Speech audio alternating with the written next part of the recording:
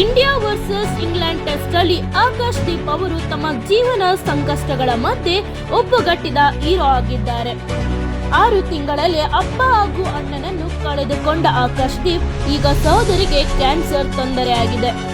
ತಮ್ಮ ವೈಯಕ್ತಿಕ ನೋವಿನ ಮಧ್ಯೆ ಟೀಂ ಇಂಡಿಯಾ ಜರ್ಸಿ ತೊಟ್ಟು ಇಂಡಿಯಾ ಪರ ಚಮತ್ಕಾರ ಪ್ರದರ್ಶನ ನೀಡಿದ ಯುವ ಕ್ರಿಕೆಟಿಗಾರ ಹಾಗೂ ಭಾರತ ಇಂಗ್ಲೆಂಡ್ ಟೆಸ್ಟ್ ಪಂದ್ಯದಲ್ಲಿ ದಿಗ್ಭ್ರಮೆಗೊಳಿಸಿದ ಬೌಲಿಂಗ್ ತಕ್ಷಣವೇ ಅಭಿಮಾನಿಗಳ ನೆಚ್ಚಿನವನು ಆಗಿದ್ದಾರೆ. ಕುಟುಂಬದ ಹಿನ್ನೆಲೆಯಲ್ಲಿ ಮೌನದಲ್ಲಿದ್ದ ದೀಪ್ ಆಂತರಿಕ ನೋವನ್ನು ಗೆದ್ದು ಮೈದಾನದಲ್ಲಿ ಧ್ವನಿಸಿದ ಆತ್ಮವಿಶ್ವಾಸ. ಇವರು ಹಳ್ಳಿಯಿಂದ ಬಂದವರು, ಇಂದು ಭಾರತ ತಂಡದ ನಕ್ಷತ್ರ ಆಗಿದ್ದಾರೆ. ಆಕಾಶ್ ದೀಪ್ ಪ್ರೇರಣಾದಾಯಕ ಜೀವನದ ಒಂದು ಪುಟ್ಟ ಕತೆ. ಈ ಕಥೆಯನ್ನು ಪೂರ್ಣವಾಗಿ ಕೇಳಬೇಕಿದ್ದರೆ ದಯವಿಟ್ಟು ನಮ್ಮ ಯೂಟ್ಯೂಬ್ ಚಾನೆಲ್ನ ವೀಕ್ಷಿಸಿ ಹಾಗೂ ಸಬ್ಸ್ಕ್ರೈಬ್ ಮಾಡಿ, ಫಾಲೋ ಮಾಡಿ. ಕಮೆಂಟ್ ಮೂಲಕ ನಿಮ್ಮ ಅನಿಸಿಕೆನ ನಮಗೆ ತಿಳಿಸಿ. ಆಕಾಶ್ ದೀಪ್ ಬಡತನ, ಕಷ್ಟ, ಕುಟುಂಬದ ನೋವಿನ ನಡುವೆ ಟೀಮ್ ಇಂಡಿಯಾ ಹೀರೋ ಆಗಿದ್ದ ಕತೆ ಇದು. ಹೌದು, ಈ ಕತೆ ಮುಂದುವರಿಸೋದಕ್ಕಿಂತ ಮುಂಚೆ ಮೊದಲು ನಮ್ಮ ಚಾನಲ್ನ ಸಬ್ಸ್ಕ್ರೈಬ್ ಮಾಡಿ ಹಾಗೂ ಬೆಲ್ ಬಟನ್ನ ಒತ್ತಿ ಫಾಲೋ ಮಾಡಿ, ಲೈಕ್ ಮಾಡಿ ಮತ್ತು ಕಮೆಂಟ್ ಮಾಡಿ. ಒಬ್ಬ ವ್ಯಕ್ತಿ ಎಷ್ಟು ನೋವನ್ನು ಸಹಿಸಬಹುದು ಅಂದರೆ ಆಕಾಶ್ ದೀಪ್ ಬದುಕು ನೋಡಿ ಗೊತ್ತಾಗತ್ತೆ. ಅಪ್ಪ ಅಣ್ಣ ಸಾವು, ಸೋದರಿ ಕ್ಯಾನ್ಸರ್ ಮತ್ತು ಬಡತನ ಇವೆಲ್ಲದ ಮಧ್ಯೆ ಇಂಡಿಯಾ ತಂಡದಲ್ಲಿ ಆಟ ಆಡಿದವನು ಈ ಧೈರ್ಯವಂತ. ಇವರ ಚರಿತ್ರೆಯ ಬಗ್ಗೆ ಇನ್ನೂ ಹೆಚ್ಚಾಗಿ ತಿಳಿದುಕೊಳ್ಳೋಣ ಬನ್ನಿ. ಆಕಾಶ್ ದೀಪ್ ಅವರು ಹುಟ್ಟಿದ್ದು ಬಿಹಾರದ ಸಸಾರಾಮ್ ಜಿಲ್ಲೆಯ ಒಂದು ಸಣ್ಣ ಹಳ್ಳಿಯಲ್ಲಿ. ಇವರ ಕುಟುಂಬದಲ್ಲಿ ಸರಳ ಗೃಹಿಣಿಯಾದ ತಾಯಿ ಮತ್ತು ರೈತನಾಗಿದ್ದ ತಂದೆ ಕಡು ಬಡತನದವರು. ಮನೆಯ ಸ್ಥಿತಿ ಹೇಗಿತ್ತು ಅಂದರೆ ಇಂಟರ್ನೆಟ್ ಕೂಡ ಇರಲಿಲ್ಲ, ಟಿವಿ ಇಲ್ಲ, ಆಟವನ್ನು ಮಣ್ಣಲ್ಲೇ ಆಟವಾಡಿ ಬೆಳೆದವರು ಮತ್ತು ಇವರಿಗೆ ತಿನ್ನೋದಕ್ಕೂ ಸರಿಯಾಗಿ ಇಲ್ಲದ ದಿನಗಳು. ಬಡತನವೇ ಎಲ್ಲವೂ ಇವರ ಕುಟುಂಬಕ್ಕೆ ಎಂಥ ಕಡು ಬಡತನವೆಂದರೆ ಎಲ್ಲದಕ್ಕೂ ಕಷ್ಟವನ್ನು ಸಾಧಿಸಬೇಕಿತ್ತು. ವಿದ್ಯಾಭ್ಯಾಸಕ್ಕೂ ಕಷ್ಟ ಕೂಡ ಇತ್ತು. ಆದರೂ ತಮ್ಮ ಊರಿನಲ್ಲಿ ಶಾಲಾ ಕಾಲೇಜುಗಳು ಇರದ ಕಾರಣ ಇವರು ಬೇರೊಂದು ಊರಿಗೆ 3 ಕಿಲೋಮೀಟರ್ ನಡೆದುಕೊಂಡು ಹೋಗಿ ಒಂದು ಸರ್ಕಾರಿ ಶಾಲೆಯಲ್ಲಿ ತಮ್ಮ ವಿದ್ಯಾಭ್ಯಾಸವನ್ನು ನಡೆಸುತ್ತಿದ್ದರು. ಹಾಗೆ ಆಕಾಶ್ ದೀಪ್ ಅವರಿಗೆ ಕ್ರಿಕೆಟಿನ ದೊಡ್ಡ ಹುಚ್ಚು ಅವರ ಆಗೇನೇ ಇತ್ತು. ಟೆನ್ನಿಸ್ ಬಾಲ್ ಕ್ರಿಕೆಟ್ ಟೂರ್ನಮೆಂಟ್ಗಳಲ್ಲಿ ಗೆದ್ದು ಬಹುಮಾನವನ್ನು ಪಡೆಯುತ್ತಿದ್ದರು. ಇವರ ಕಡು ಬಡತನದಲ್ಲಿ ತಂದೆ 3 ಹೊತ್ತು ಊಟಕ್ಕೆ ಹಣವಿಲ್ಲದೆ ಕಷ್ಟಪಟ್ಟು ಹೇಗೋ ಒಂದು ಸಾಗಿಸುತ್ತಿದ್ದರು. ಅವರ ತಂದೆಗೆ ಕ್ರಿಕೆಟ್ ಹೇಗೆ ಎಂಬುದು ಪ್ರಶ್ನೆ ಮೂಡುತ್ತಾ ಇತ್ತು. ಇದನ್ನು ಕೇಳಿ ಆಕಾಶ್ ದೀಪ್ ಅವರು ಕೂಡ ತುಂಬ ನೊಂದುಕೊಳ್ಳುತ್ತಿದ್ದರು. ನೋಡಿ, ಇವರು ಹಳ್ಳಿಯಲ್ಲಿ ಇದ್ದವರು, ಅದರಲ್ಲೂ ಕಡು ಬಡತನದವರು. ಕಡು ಬಡತನ ಅಂದರೆ ಊಟಕ್ಕೂ ಕಷ್ಟಪಡುವವರು ಕ್ರಿಕೆಟ್ ಅನ್ನೋದು ಒಂದು ದೊಡ್ಡ ಪ್ರಶ್ನೆ ಆಗುತ್ತದೆ. ಆಕಾಶ್ ದೀಪ್ ಅವರು ತಮ್ಮ ತಂದೆ ಹೇಳಿದ ಮಾತಿಗೆ ತುಂಬ ನೊಂದು ಅವರು ತಮ್ಮ ಕನಸನ್ನೇ ಬಿಟ್ಟು ಬಿಡುತ್ತಾರೆ. ಆದರೆ ಅವರ ಮನಸ್ಸಲ್ಲಿ ಒಂದು ಛಲ ಇರುತ್ತದೆ.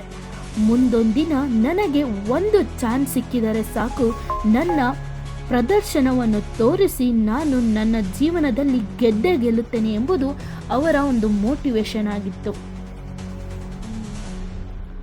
ಇಷ್ಟು ಕಡು ಬಡತನದಲ್ಲಿದ್ದ ಆಕಾಶ್ ದೀಪ್ ಅವರಿಗೆ ಒಂದು ಸಡಿಲ ಬಡಿದ ಜೀವನದ ಮೊದಲನೇ ಇದು ಶಾಕ್ ಆಗಿತ್ತು.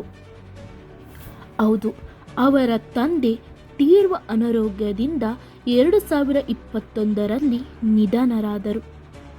ಮತ್ತು ನಿಧನರಾದ ಮೇಲೆ ಆಕಾಶ್ ದೀಪ್ ಅವರ ಮೇಲೆ ತಮ್ಮ ಮನೆಯ ಹೊಣೆ ಹೊತ್ತಿದರು.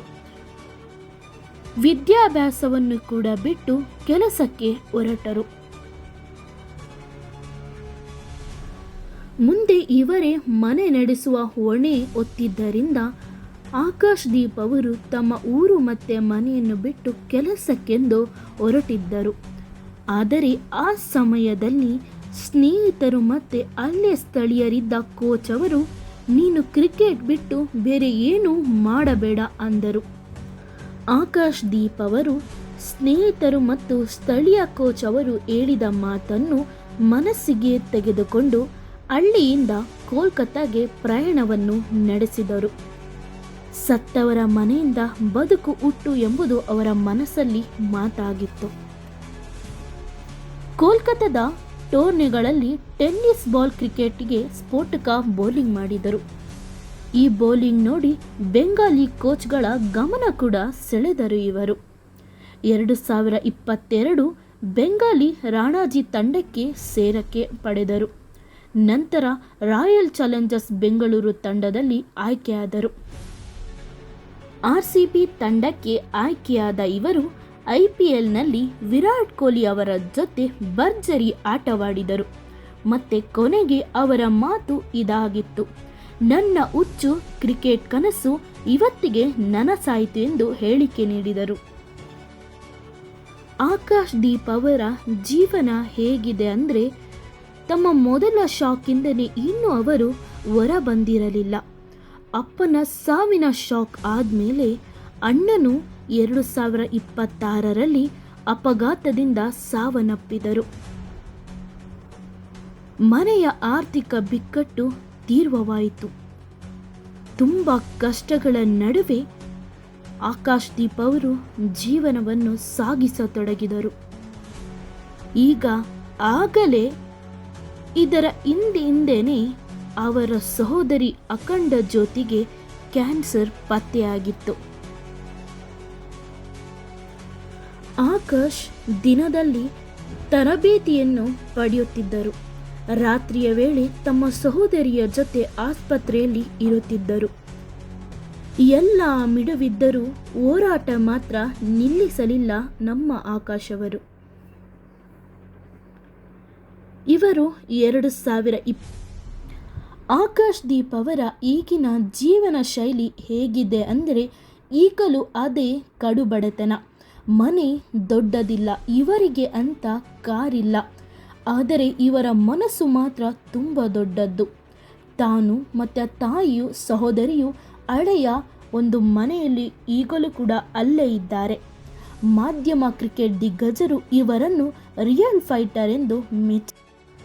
ಆಕಾಶ್ ದೀಪ್ ಅವರ ಒಂದು ಮನಸ್ಸಿನ ಮಾತು ಇದಾಗಿತ್ತು: ನೋವು ಇರಬಹುದು, ಆದರೆ ಕನಸು ಬಿಟ್ಟಿದ್ದರೆ ನೀನೇ ಸೋಲ್ತೀಯ. ಇದರ ಅರ್ಥ ಏನಂದರೆ, ಕಷ್ಟಗಳು ನೋವುಗಳು ಎಷ್ಟು ಇರಬಹುದು, ಆದರೆ ಒಮ್ಮೆ ಕನಸನ್ನು ಬಿಟ್ಟರೆ ಅಲ್ಲೇ ನೀನು ಸೋಲ್ತೀಯ ಎಂಬುದು. ಅಂದರೆ ನಾವು ನಮ್ಮ ಕನಸುಗಳನ್ನು ಹಿಂಬಾಲಿಸಿ ಓಡಬೇಕು. ಅದನ್ನು ನನಸು ಮಾಡಿಕೊಂಡಾಗಲೇ ನಮ್ಮ ಯಶಸ್ಸು ನಮ್ಮೊಂದಿಗಾಗೋದು. ಅಪ್ಪನ ಸಾವು, ಅಣ್ಣನ ಸಾವು, ಸಹೋದರಿಯ ಕ್ಯಾನ್ಸರ್, ಮನೆಯಲ್ಲಿ ಅಷ್ಟು ಕಡುಬಡತನ, ಇದರೊಂದಿಗೆ ಟೀಮ್ ಇಂಡಿಯಾ ಪರ ಪಂದ್ಯ ಆಡೋದು ಎಷ್ಟು ಕಷ್ಟ ಎನಿಸಿತು ಎಂಬುದು ನಮಗೆಲ್ಲ ಇವಾಗ ಅನ್ನಿಸುತ್ತದೆ ಅಲ್ವಾ? ಈ ವಿಡಿಯೋ ನಿಮಗೆಲ್ಲ ಇಷ್ಟವಾದರೆ ದಯವಿಟ್ಟು ನಮ್ಮ ಚಾನಲ್ನ ಸಬ್ಸ್ಕ್ರೈಬ್ ಮಾಡಿ.